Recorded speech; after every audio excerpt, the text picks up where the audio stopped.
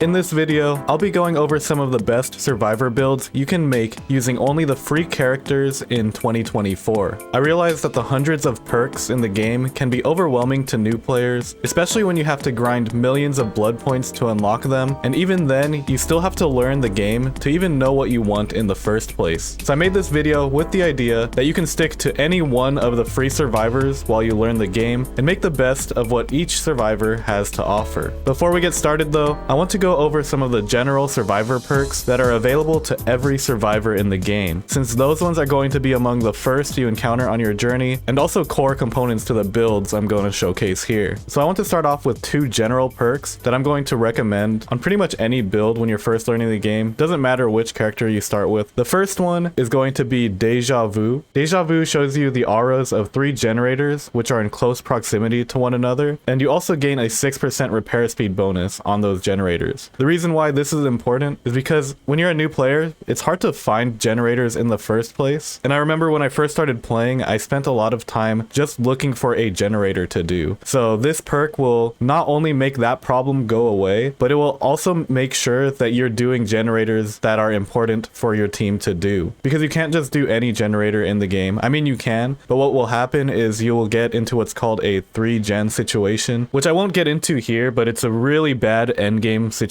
for survivors to be in. But if you run this perk and you do 1 or 2 of the generators that are highlighted for you, then your odds of getting into that situation in the first place are going to be significantly lower. You don't have to worry about what that is yet. Just run this perk, do these generators, and you'll be chilling. I think something that experienced Dead by Daylight players overwhelm newer players with is information overload. So the idea behind the builds that I'm putting together here and the perks that I'm suggesting are to make the game a bit more digestible, and rather than info dumping you here, it's more just let me dump these few perks on you and then you can go learn the game on your own. Deja Vu is good for that. You'll learn what a 3-gen situation is later. It's just not in this video. The next perk that I consider a core perk for new survivors to have is Kindred. What Kindred does is that when a survivor gets hooked, you can see the auras of all the other survivors as well as the killer if the killer is near the hook.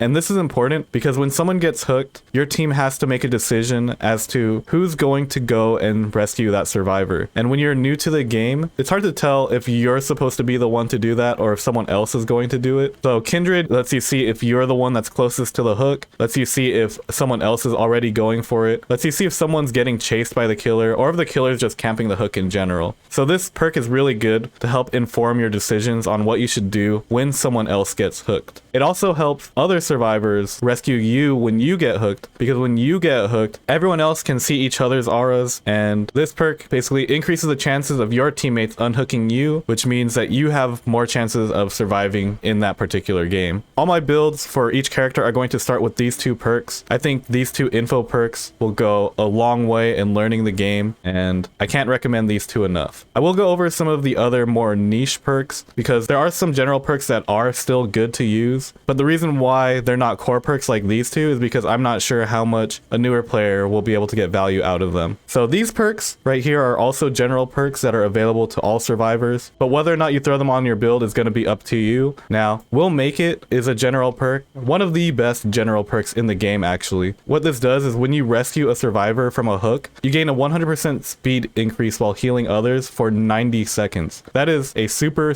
fast heal. You can unhook someone, get a heal off, and get right back into the game. The reason why I have this here rather than a core perk is because Will Make It can pretty much be slapped onto any build. I also have it here because I think it's valuable to learn the default timings for things, like the default time it takes to heal someone under a hook, default time it takes to complete a generator, etc. So I don't think this one's particularly good for learning, but it is good for getting results. So if you want results, then just throw this on and you will get value out of it, no questions asked. Now, resilience is a perk that is very good, but not one that I think new players will understand the value of until much later. The big one is that you get 9% additional speed for a lot of different actions in the game while you're injured. The biggest one being vaulting, at least in my opinion. But the thing is, newer players who get injured will likely get downed very soon afterwards and won't be seeing much value out of that 9%. And I think that 9% speed towards vaulting won't make much of a difference if you're not good at getting fast vaults in the first place. That's another thing to learn as a newer player, the difference between medium vaults, fast vaults, slow vaults. So while this perk is fantastic, it's not something that newer players will feel the value from. And I think when putting together a build for a new player, that they should feel the value of each perk that they put on. Another good perk, Hope. This one gives you 7% haste during the end game. Reason why I don't recommend it to new players is because a lot of new players don't make it to the end game. Dead by Daylight does have a learning curve, and because of that learning curve, most of them die before they see the end game. And even then, new survivors might not see the value in being 7% faster than normal. So even if they have this, they might be like, okay, why did I run this? I still went down. So fantastic perk, not one that I'm gonna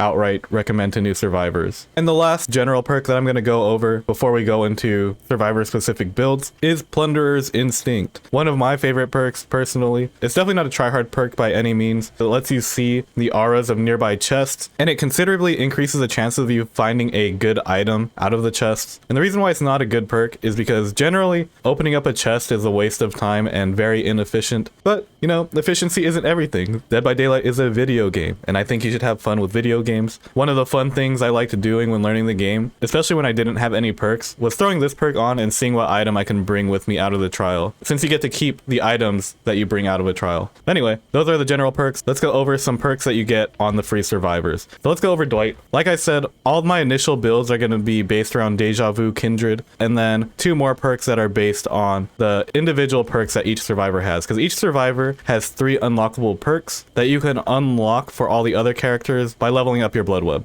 which isn't here in custom game, but yeah. So for Dwight, I have Deja Vu, Kindred, and then Bond, which allows you to see the auras of nearby survivors within a certain range depending on your perk level. And this is valuable information to have. It's similar to having Kindred, except instead of having the requirement of being hooked, this is just on at all times. So as long as a survivor is within a certain range of you, you can see them. So you can see if someone's working on a generator, you can see if someone is injured and needs healing, you can see if someone's getting chased. And like I said earlier, lack of information is one thing that hinders a lot of new players when learning the game. So I highly value info perks for newer players. I also just highly value info perks as a slightly more experienced player even, and I've come to like Bond a lot. One of the strongest info perks in the game, and it's on a free character. I think it's good to make use of it if you're going to level up Dwight first. Since we're doing a Dwight build, I have Leader as the 4th perk, which buffs your survivor teammates when you're within an 8-meter range of them. It makes them do a lot of different actions 25% faster, such as healing, opening exit gates. Those are the 2 big ones. Unhooking. So when you get unhooked 25% faster, and you also get healed 25% faster. This is kind of just a nice little passive buff to have on for your team. And I like this better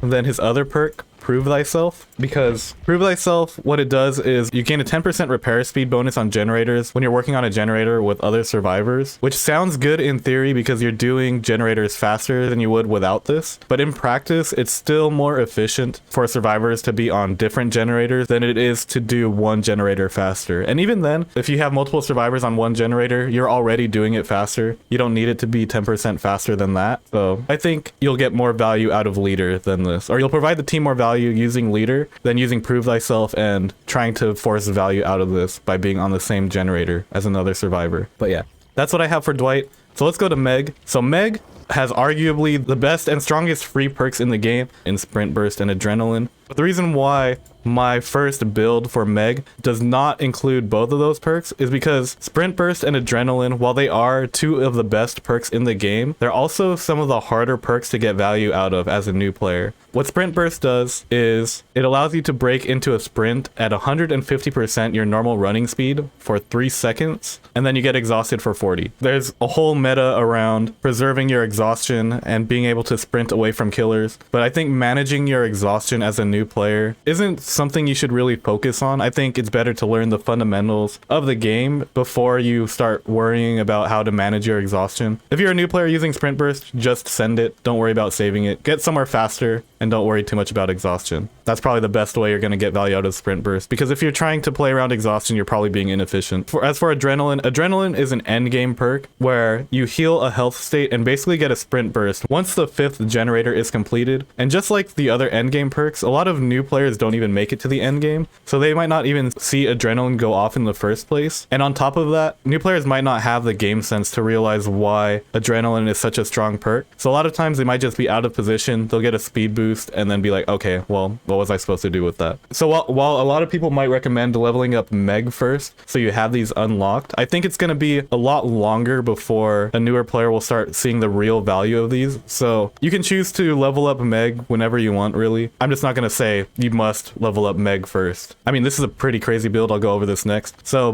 if you want to level up Meg first, this is going to be my go-to new player Meg build. It has Deja Vu, Kindred, of course. And then we got Sprint Burst. And like I said, just use your Sprint Burst as often as you can. Learn how the exhaustion works from playing in-game. Basically, exhausted status effect, you get it once you use Sprint Burst, and it goes down during time spent walking. Timer is on cooldown when you're sprinting, and it automatically resets when you get hooked. This is a good opportunity to learn how exhaustion works, but don't worry too much about making it efficient or anything. Not at first, anyway. And then this is going to be the one build where I recommend Dark Sense, the one that lets you see the killer's aura when a generator is completed, because this might be the one time you get value out of Sprint Burst as a new player. Let's say you complete a generator, you have your Sprint Burst available, and you see the killer coming. You just Sprint Burst in the opposite direction, and you'll be either scot-free, or you'll have a really, really good head start against a killer in chase, which is very valuable to new players who are still learning how to loop and might not get the most out of individual tiles or whatever. So yeah, I think this is a pretty solid build. But if you want the real juicer build, which could be like a build that even a more experienced player will run, this is what a Meg build might look like, using only Meg's perks and the general perks, of course. So you have Sprint Burst. The cool thing about adrenaline is that even if you're exhausted when the 5th generator gets completed, this still procs. So sometimes you could get a Sprint Burst and then at the end of that get an adrenaline and just have a double burst, which is super cool. This build is definitely meant for a more aggressive looping type build where you run the killer for as long as possible, which is why I threw in resilience, because at 9% extra speed while vaulting will be very valuable for this kind of playstyle. And then for the same reason, I have hope on here as well. When you get into the end game, you get the 150% speed boost. If you were injured, you heal a health state and now you're healthy. And after your initial boost, you're still 7% faster. So you're going to be 7% faster for the entire end game, and you're going to have 9% extra vaulting speed, and it's going to start with the boost that you had from adrenaline. And depending on your positioning in the end game, you might even be able to get another Sprint Burst off. So this is a really strong build. It's not one that I would put in the hands of a newer player, but if you are a newer player that wants to try this build out, I'm not going to stop you. That's why I'm putting this in here. I'm showing you what kind of absolute sauce you can have from the free survivors only, and this is one of the saucier builds that you can build. So yeah. All right, let's go on to Claudette. Claudette's perks are pretty good as well. I mean, don't look at self-care, but botany knowledge and empathy are really solid perks. They're a bit more support perks since they have to deal with healing and injuries, but I think they can round out a build really well. But if you're going to start on Claudette, this is the build that I recommend. Again, Deja Vu, Kindred, and then Empathy works very similar to Bond, except Empathy, you only see the auras of injured survivors, but rather than a 36 meter range, you can see them within a 128 meter range. This is valuable because Claudette has a healing perk, Botany Knowledge, which increases healing speed by 50% and also makes your healing items more efficient. So empathy helps you find people who need healing, and botany knowledge will help you heal those people faster. But the additional reason why empathy is valuable is because empathy can help you figure out where the killer is. So let's say you're at the beginning of the game, you're on a generator, and you see a survivor get injured across the map. The only way a survivor is going to get injured really is going to be from encountering the killer. And so if a survivor gets injured across the map, you know that the killer is over there as well. Now I know the perk description says that empathy does not reveal auras of allies when they are in direct contact with the killer, but that has never been true. I didn't even know it said that until my friend brought it up to me because she questioned whether or not it could be used that way, but it absolutely can. It's the reason why I've ran empathy on a lot of my builds. I've become more of a fan of Bond nowadays, but before I became a Bond fan, empathy was the go-to, and I got a lot of value out of this. Again, it goes into info perks being valuable to survivors and especially newer survivors as well. So very solid support build going on here. So let's go to Jake next. My first main actually in the game, because back when I first started the game, Iron Will was very meta, which reduces the grunts of pain caused by injuries by 100%. Iron Will does not work while you're exhausted. So let's say you use Meg's Sprint Burst, your grunts of pains will not be suppressed while you are exhausted. That's a new addition to the game since I last played. But a newer player who's starting with Jake Park won't have an exhaustion perk, so they won't have to worry about that nerf. Iron Will is good to just have, especially with Jake Park. Jake Park is a loud dude if you do not have Iron Will on, and killers not being able to hear grunts of pain may make it harder for them to find you, and you might actually be able to stealth your way out of a situation using this perk. Of course, my Jake Park build has Deja Vu, Kindred, you know, standard info perks that are going to be on every build. And if you want to lean into the stealth build, you can also run Calm Spirit. The one that's important here is that Calm Spirit allows you to overcome the urge to scream. So let's say you play against the Doctor, which sends out shocks and makes people scream and gives away your position. Jake Park actually won't scream in that situation, and the Doctor won't be able to find you as a result. So killer perks that normally make you scream and give away your location just don't work anymore, at least for that purpose. If the scream perk has an additional effect, it'll still do that, it just won't make you scream. So Iron Will and Calm Spirit will help keep killers off your back. It's not a guarantee, but it's gonna help. So what about Jake's third perk, Saboteur? Saboteur allows you to sabotage hooks, making it so that killers cannot hook a survivor on that hook for a certain amount of time. It also highlights hooks whenever a survivor gets picked up. This falls under the fun category of builds. I think if I'm maining Jake off rip, this is the build I'm running because I don't really care too much about stealth in this game. So you might as well go aggro, you might as well have some fun, and might as well piss off some of your teammates or make them really happy by helping them get off the killer's grasp with this. But even if you aren't able to successfully get a survivor out of a hook situation with Saboteur, Saboteur has an additional effect of highlighting Scourge hooks in yellow, which is good to know because if you see a yellow hook, that means the killer has something up their sleeve. You might be able to determine what perk or what Scourge hook a killer has based on what happens next. Or if you're in a survive with friends, you just tell your friends that there's a yellow hook, and then your more experienced teammate will tell you what's going on. To make this stronger, I put on resilience because when you're trying to sabo a hook, a lot of times you will get hit. So that 9% additional speed while sabotaging a hook will come in handy. That's the same reason why I have Spine Chill on, which when the killer has line of sight of you within a 36-meter range, the same speeds are increased by 6%, minus vaulting. Spine Chill does not increase vaulting speed, but it does increase sabotaging speed. So you're going to have the additional 9% speed of sabotaging from resilience plus an additional 6% from Spine Chill, giving you the best odds of getting this sabotage off, which I think is pretty funny. And then I threw on Iron Will here, just in case you need to stealthily remove the hook. If you've already shown Saboteur and the killer hears you near a hook, they might go to a different one.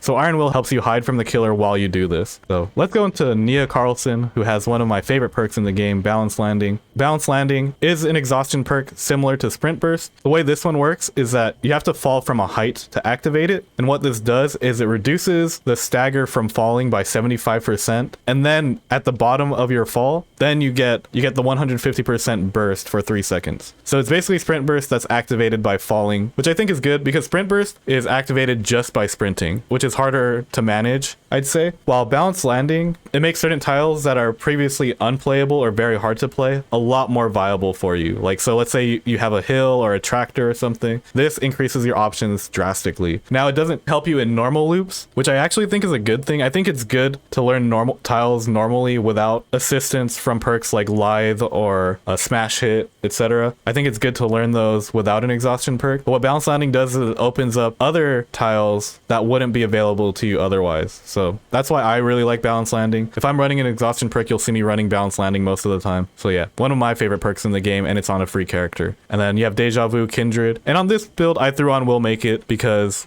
why not? It's almost like in line with the spirit of Balance Landings. When you're in a chase and you see a hill, you're like, oh, I'm going down. But when you have Balance Landing, you'll see a hill and be like, okay, I'll make this. So We'll Make It, you know, kind of thematically. We'll Make It can just be thrown on any build. Did I make a second one for her? No, I didn't. The reason why I didn't make a second one is because her other perks, Urban Evasion and Streetwise, not the biggest fan of. Urban Evasion increases your crouching speed by 100%, and Streetwise makes your item usage more efficient. I'm not someone who brings items into the game, but if you're someone who brings items, you can throw on Streetwise. Go experiment with it. Up to you. Actually, Streetwise with Deja Vu could be good because the 6% increased generator speed plus the reduced consumption rate of a toolbox can go pretty hard. So there's that. I guess if you want to run Streetwise, and bring a toolbox, go do that. Now, William, Bill Overbeck. Not really gonna mention Left Behind. What Left Behind does is it lets you see the aura of the hatch within a 32-meter range. The hatch spawns in the end game when you're the only survivor left, and it offers an additional way to escape the trial. But again, newer players don't really make it to the end game. But if they did, finding hatch can often be a difficult thing for newer players to do. So if you expect to be in the end game and you want this and you just want to play around with a different perk you haven't used yet, go ahead and throw this on. It's not one that I'm going to recommend though, because I mean, you only have 4 perk slots, so you might as well throw on perks that you will absolutely get value out of. So let's go over build stuff. Deja Vu, Kindred, and then Borrowed Time. What Borrowed Time does is when you unhook a survivor, you increase the duration of their endurance and movement speed bonus for 10 seconds. Normally when you unhook a survivor, I don't know the exact timing. I think they get like 5 seconds of endurance and movement speed bonus upon unhooking. A lot of times killers might just wait that out and try to tunnel a survivor out of the game and swing once it's over. So Borrowed Time will help reduce the chances of that survivor getting tunneled out of the game. Because now instead of 5 seconds, it's 15 seconds. And since Borrowed Time isn't a very common perk, a lot of killers will fall for this and swing, and the survivor will get away because of this. So yeah, Borrowed Time can come in clutch. I can't say you'll always get value out of this, but it's something that will always proc when you unhook somebody. So even if you don't get value out of it, at least the potential is there. When you don't get value out of this, you have Will Make It. So this is really good for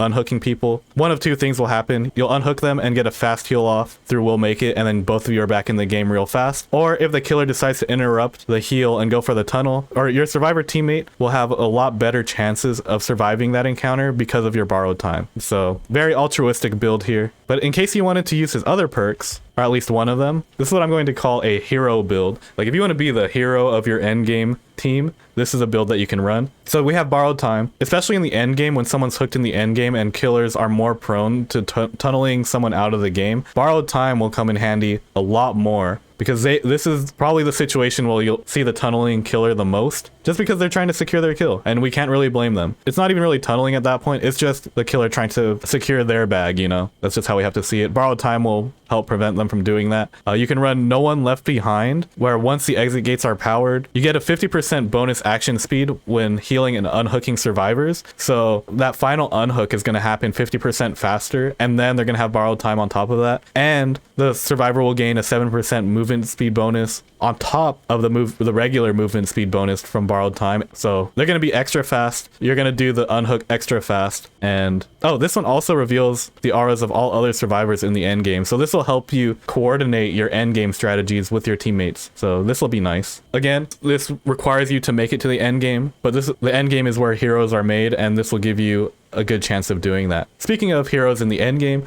I also throw on Hope. So that way you yourself are 7% faster during this whole thing. So in case you have to get somewhere faster or you need to take a protection hit for someone, this will help you get there in time. And last but not least is Unbreakable, which is a perk that lets you pick yourself up from the dying state once per trial and increases dying recovery speed by 35%. This is good in situations where the killer is choosing to slug survivors, just trying to secure as many kills as possible. Unbreakable isn't as common as it used to be anymore, so this is a very unexpected perk and can completely flip things around for your team if you're running this perk. So yeah, this is a very fun build. I might actually run this at some point, but yeah, very cool build option. And the last but not the least free survivor, we have David King, who is most known for the perk Dead Hard, which is an exhaustion perk that lets you basically tank a hit if you're able to time it properly. This perk used to be super meta back when I first started playing the game. It's been nerfed to the ground since then, because now in order for you to use this perk, you must first be unhooked in order to even use this perk in the first place. But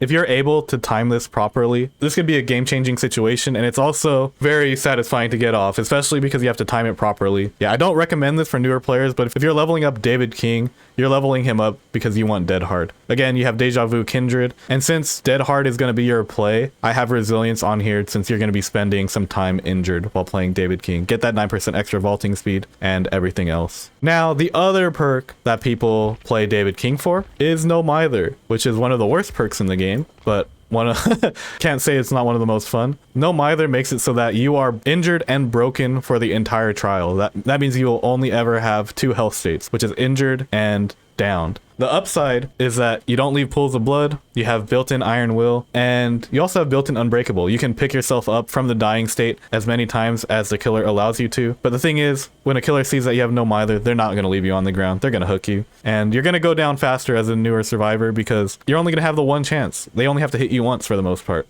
That is, unless you land your dead hard. So no Mither, if you're running no Mither, you're running dead hard as well. That's the only way you're going to take more than one hit using only David King's perks. And then same thing, you have resilience for the extra vaulting speed. And since you're going to be spending the entire trial injured, actually, the other perks of this, such as increased repair speed, healing speed, unhooking speed, etc., is going to be in play for the entire trial as long as you're alive. So you're going to be seeing max value out of resilience if you're running no Mither. And for the same reasons, I have Spine Chill. I mean, Spine Chill only works when the killer is looking at you, but this might help you finish that gen that you're working on, finish that heal, open the exit gate, whatever it is you're working on when the killer is looking at you and running your way. I mean, it's a 36-meter range. That's a pretty significant distance. It might be the difference.